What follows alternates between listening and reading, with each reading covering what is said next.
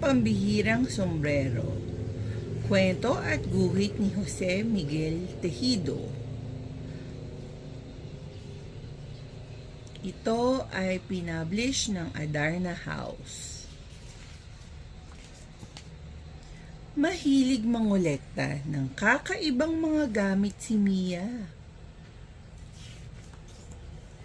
Isang araw, naghalungkat si Mia sa lumang baul ng kanyang lola. Laking tuwa niya nang makatagpo siya ng sombrero. Kakaiba ang itsura nito. Humarap si Mia sa salamin para sukatin ang sombrero. Sinubukan niyang isuot ito sa iba't ibang paraan. Ngunit naisip niya, bakit parang may kulang? Lumabas ng kanilang bahay si Mia at nagtungo sa tindahan sa tapat.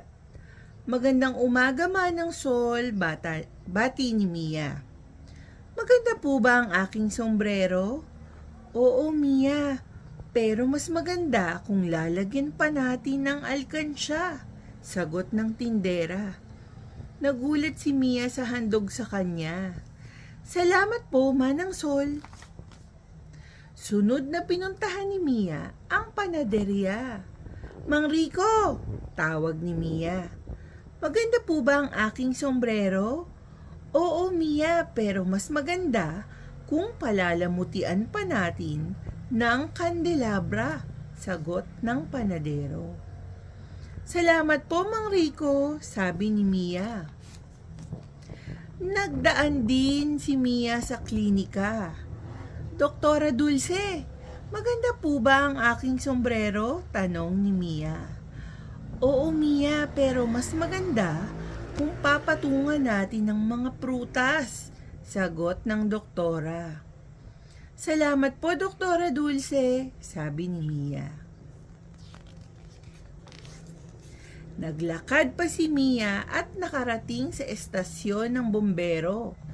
Mang Ador, maganda na po ba ang aking sombrero? Tanong ni Mia. Oo, Mia, pero mas maganda kung dadagdagan natin ng aquarium, sagot ng bombero. Salamat po, Mang Ador. Pagtawid niya sa kalsada, nakasalubong ni Mia ang pulis. Mia, kakaibang sombrero yan bati ni Mang Kalor. Pero mas maganda kung sasabitan pa natin ng hawla. Salamat po, Mang Kalor, sabi ni Mia. Umabot si Mia sa hardin ng plaza. Mang Lito, maganda na po ba ang aking sombrero? Tanong ni Mia. Oo, pero mas maganda kung kakabitan na natin ng mga bulaklak, sagot ng hardinero. Salamat po, Mang Lito, sabi ni Mia.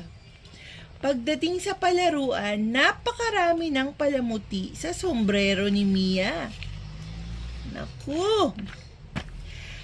Mia, itong saranggola na lang yata ang kulang dyan, sabi ng kanyang kalaro.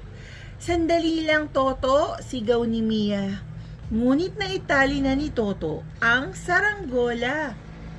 Biglang umihip ang napakalakas na hangin. Kumapit si Mia sa kanyang sombrero at natangay siya pataas. Nakarating si Mia sa mga ulap. Biglang lumobo ang kanyang sombrero at naging isang napakalaking parachute.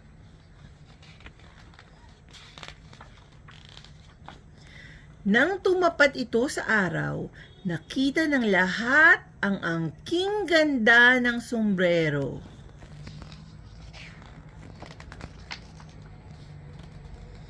Wakas.